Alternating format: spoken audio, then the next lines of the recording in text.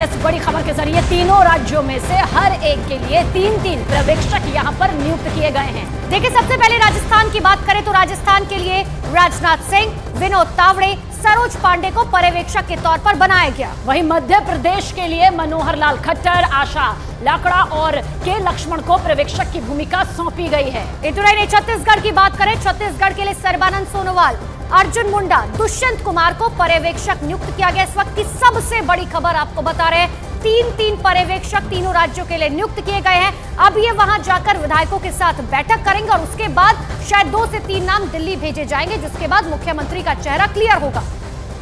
क्योंकि आखिर कौन होगा इन 3 राज्यों में मुख्यमंत्री, इसे लेकर जो सियासी अभी महामंथन जारी है, ऐसे में ये बड़ी नियुक्तियां यहां पर हुई। तो देखिए, आपको एक एक करके राज्यों के बारे में बताते हैं कि मध्य प्रदेश के लिए आखिर वो कौन से पर्यवेक्षक हैं जो नियुक्त किए गए। सबसे पहले मध्य प्रदेश की बात करते हैं, जहां सबसे बड़ा नाम मध्य प्रदेश के लिए वो है हरियाणा के मुख्यमंत्री मनोहर लाल खट्टर। और इसके अलावा आशा लाकड़ा जो कि राष्ट्रीय सचिव है, उन्हें भी ये जिम्मेदारी यहाँ पर सौंपी गई है। और साथ ही डॉक्टर के लक्ष्मण अध्यक्ष हैं बीजेपी ओबीसी मोर्चा के। तो 3 ये बड़े नाम यहाँ पर सामने आए हैं। इतना ही नहीं, देखिए एक एक करके आपको हर एक राज्य के बारे में बता रहे हैं कि आखिर किस तरीके से मध्य प्रदेश के लिए ये तीनों पर्यवेक्षक किए गए। क्योंकि देखिए, अगर आशा लाकड़ा की बात करें तो महिला जो है उन्हें पर्यवेक्षक की भूमिका में इसीलिए रखा गया है क्योंकि मध्य प्रदेश में आपको याद होगा किस तरीके से लाडली योजना की बात करें या महिलाओं के वोट बैंक की बात करें, उसने भर के जो है भारतीय जनता पार्टी को वोट किया और इसीलिए आशा लाकड़ा को जो है पर्यवेक्षक की भूमिका के तौर पर भेजा जा रहा है। तो मध्य प्रदेश के लिए पर्यवेक्षक नियुक्ति, और अब वो नाम यहां पर सामने आएगा जो कि सत्ता की चाबी अपने हाथ में बीजेपी ले चुकी है, लेकिन जनता को प्रतिनिधि के तौर पर आखिर कौन मिलने वाला है सीएम के तौर पर, उस पर मोहर लगनी अभी बाकी है। और वहीं मध्य प्रदेश में बीजेपी के जीते हुए 163 विधायकों के अलावा कोई 164वां नेता भी मुख्यमंत्री बन सकता है। ये कहना है बीजेपी के नवनिर्वाचित विधायक और पूर्व मंत्री अजय बिश्नोई का। उन्होंने क्या कहा, सुनिए जरा। ये बात हो रही है कुछ नया फ्रेश चेहरा हो गया। देखिए, मेरा क्या कहना है कि फ्रेश तो हर 5 साल के बाद फ्रेश होता है, चाहे पुराना वाला रिपीट हो तो भी फ्रेश है। नई पारी खेलेगा तो नई पारी के लिए नया फ्रेशनेस हो सकती है। तो कौन होगा क्या होगा इस पर बहुत बहस में लगने से कोई लाभ नहीं है। अभी किसी को ये नहीं कहा गया है कि तुमको नहीं बनाएंगे और किसी को ये नहीं कहा गया है कि तुमको बना रहे हैं। इसलिए सारी संघ जो हैं लोग अंदाज लगा रहे हैं और अंदाजों में बातचीत होती है, इशारों में बातचीत होती है। सारे जो 163 विधायक हैं वो सब इस पद के लिए दावेदार माने जा सकते हैं। 164 में भी हो सकता है, ये भारतीय जनता पार्टी है, किसी को कोई दायित्व दिया जा सकता है। इसलिए आप इस गणित में भी बस फंसोगे, 163 वाली बात है। और देखिए, यहाँ पर समझिए कि अगले 2 दिन क्यों खास हो जाते हैं। दरअसल अगले 2 दिन में मध्य प्रदेश में मुख्यमंत्री पद का चेहरा साफ हो जाएगा। दरअसल ये कहना है मध्य प्रदेश में मुख्यमंत्री की रेस में शामिल पूर्व केंद्रीय मंत्री प्रहलाद पटेल का। क्या कुछ कहा उन्होंने, क्या कुछ दावा किया, सुनिए। सर, सरकार में क्या भूमिका देखते हैं? आपको भी इंतजार करना पड़ेगा, मुझे भी। सर, सरकार में क्या भूमिका देखते हैं? आपको भी इंतजार करना पड़ेगा, मुझे भी। तो मध्य प्रदेश के लिए 3 पर्यवेक्षक इस तरीके से चूज किए गए, ये हमने आपको बता दिया। अब ग्राफिक्स जरिए आपको ये बताते हैं कि तीनों राज्यों के पर्यवेक्षकों के बारे में एक एक कर बताते हैं। सबसे पहले राजस्थान की बात कर लेते हैं। मध्य प्रदेश के पर्यवेक्षकों के बारे में आपने समझ लिया। राजनाथ सिंह जो रक्षा मंत्री हैं, वो सबसे पहले पर्यवेक्षक राजस्थान के। और इसके बाद विनोद तावड़े राष्ट्रीय महासचिव हैं, इन्हें भी पर्यवेक्षक के तौर पर यहां पर नियुक्त किया गया है। इतना ही नहीं, तीसरे नाम की बात करें, सांसद हैं सरोज पांडे, उन्हें भी जो है राजस्थान के पर्यवेक्षक के तौर पर चूज किया गया है। क्योंकि आप तीनों ही राज्यों में देखेंगे तो हर चीज में तालमेल बैठाकर जो है पर्यवेक्षकों की नियुक्ति की गई है, चाहे ओबीसी मोर्चा हो, चाहे महिलाएं हो या फिर कोई केंद्रीय मंत्री क्यों ना हो।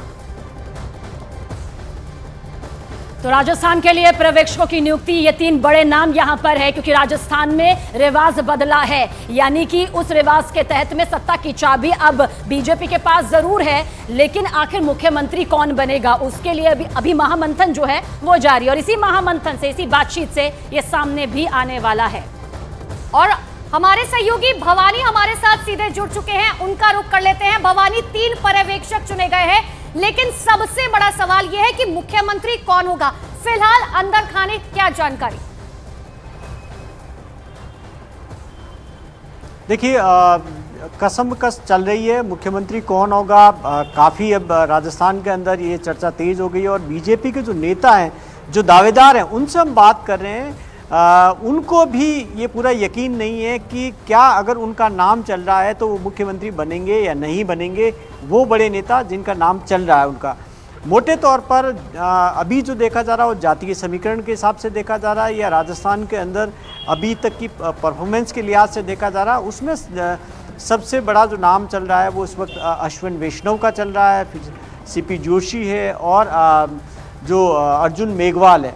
इन तीनों के नाम चल रहे हैं। हालांकि और भी कई नेता हैं रेस के अंदर, ऐसा नहीं है कि तीन ही है, तीनों के ज़्यादा नाम चल रहे हैं। अब असली पर्यवेक्षक क्योंकि जो पर्यवेक्षक नियुक्त किया गया वो काफ़ी अहम है। राजनाथ सिंह को ऑब्जर्वर बनाया गया। राजनाथ सिंह को पर्यवेक्षक नियुक्त करने के कई राजनीतिक मायने हैं राजस्थान की राजनीति के लिहाज से, जातीय समीकरणों के लिहाज से।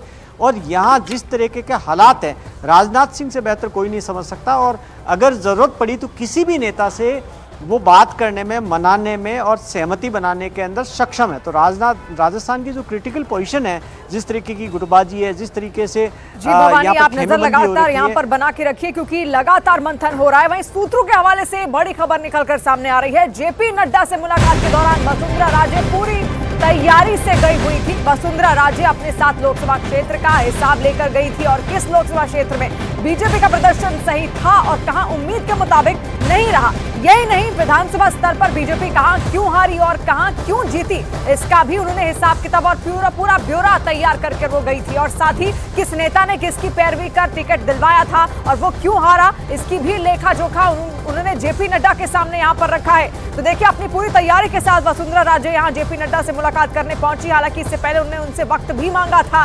तो मंथन लगातार चल रहा है क्योंकि अपने अनुभव के दम पर ही और अपने जनाधार के दम पर ही वसुंधरा राजे जेपी नड्डा से मिलने पहुंची।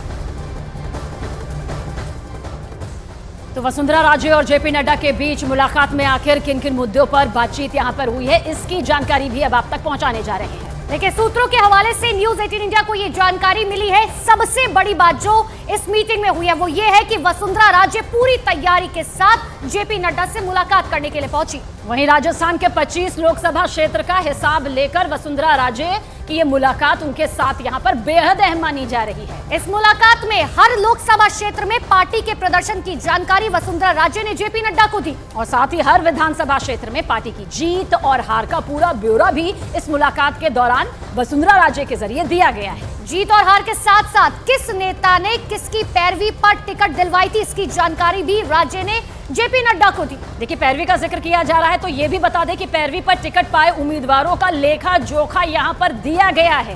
पैरवी के साथ साथ वो बागी उम्मीदवारों के पीछे अपना नाम आने पर जिसने अपना पक्ष रखा उसकी जानकारी भी वसुंधरा राजे की तरफ से दी गई। वहीं जेपी नड्डा ने सरकार गठन पर वसुंधरा राजे से राय यहां पर मांगी और मांगनी जाहिर भी है। 2 बार वो सत्ता की कमान संभाल भी चुकी हैं क्योंकि वसुंधरा राजे ने सारे फैसले आला कमान के ऊपर छोड़ दिए हैं। लेकिन मुलाकात बहुत महत्वपूर्ण रही। और इधर बारां की अंता से बीजेपी विधायक कंवर लाल मीणा ने राजस्थान में सीएम पद के लिए वसुंधरा राजे को अपनी पसंद बताया है। साथ ही उन्होंने ये भी कहा कि पार्टी जो फैसला लेगी वो उन्हें मंजूर होगा। कंवर लाल जी, ये जो आप पर आरोप है कि आप विधायकों को लेकर चले गए रिजॉर्ट के अंदर, उसके बाद में आपने जबरन रखा उनको, लाने में भी जब लाने के लिए गए तो आपने रोकने की कोशिश की। देखो, पहले बात हम वसुंधरा जी के क्षेत्र के लोग हैं और हमारे लोगों को हम ही बाड़ाबंदी करेंगे, ये आरोप यहीं ख़त्म हो जाता है। और जो बयान हेमराज जी ने दिए हैं, उनका बेटा कह रहा है कि ऐसी कोई घटना ही नहीं घटी, तो ये बात करना ही उचित नहीं है। लेकिन फिर आप आए हो तो घटना ये नहीं है, सच बात ये है। हम जीतने के बाद तीनों एक साथ संघ कार्यालय गए 12 में, फिर उसके बाद भारतीय जनता पार्टी कार्यालय गए 12 में, फिर हम की मर्जी से घर अपने अपने घर गए। हम सुबह अपनी अपनी गाड़ियों से अपनी अपनी मर्जी से हम जयपुर आए, अपनी अपनी मर्जी से बिना विदाई का परिचय दिए नॉर्मल आदमी की तरह हम लोग उस रिसोर्ट में रुके। 2 दिन तक हम वहाँ रुके। हमारे किसी के मोबाइल बंद नहीं थे, न ललित जी का मोबाइल बंद था। उसके बाद अचानक रात की 2 बजे 30-35 आदमियों को ललित मीणा को जबरदस्ती ले जाने की जो बात कही, उसका मैंने विरोध किया है।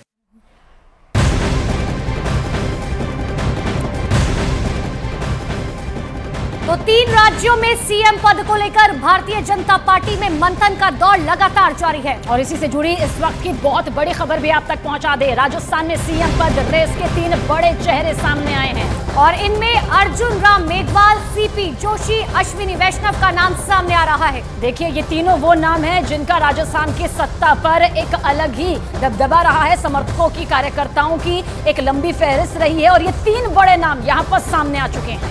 तो बड़ी जानकारी इस वक्त की आपको दे रहे हैं। एक तरफ लगातार बैठकों का दौर जारी है, दूसरी तरफ 3 नाम निकलकर सामने आए हैं, सीपी जोशी, अर्जुन राम मेघवाल और अश्विनी वैष्णव। हालांकि क्या तीनों में से कोई मुख्यमंत्री बनेगा या मुख्यमंत्री कोई और ही बनेगा, ये देखने वाली बात होगी। लेकिन इन सब के बीच में पर्यवेक्षकों की नियुक्ति हो चुकी है और इस बीच अब आपको यह भी बताना जरूरी हो जाता है कि राजस्थान के सीएम पद की रेस में जो 3 बड़े चेहरे आगे चल रहे हैं, जिनका जिक्र किया है, उनकी खासियत क्या है, क्यों ये नाम सामने आ रहे हैं। देखिए, सबसे पहले एक एक करके खासियत जानते हैं। सबसे पहला नाम है अर्जुन राम मेघवाल का। आखिर वो क्यों खास हो जाते हैं, ये आप समझिए। वो राजस्थान में बीजेपी का बहुत बड़ा दलित चेहरा माने जाते हैं और इसके साथ साथ अर्जुन राम मेघवाल केंद्र में कानून मंत्री भी हैं, ये भूमिका भी है, जबकि सीपी जोशी का भी जिक्र यहाँ पर करना जरूरी हो जाता है। देखिए, सीपी जोशी की बात करें, दूसरा सबसे बड़ा नाम सीपी जोशी प्रदेश अध्यक्ष है और इतना ही नहीं, बहुत बड़ा चेहरा माने जाते हैं राजस्थान में भारतीय जनता पार्टी के। और सीएम रेस में जो तीसरा चेहरा आगे चल रहा है वो है अश्विनी वैष्णव का। इस चेहरे को भी आप देख लीजिए। दरअसल अश्विनी वैष्णव के पास इस वक्त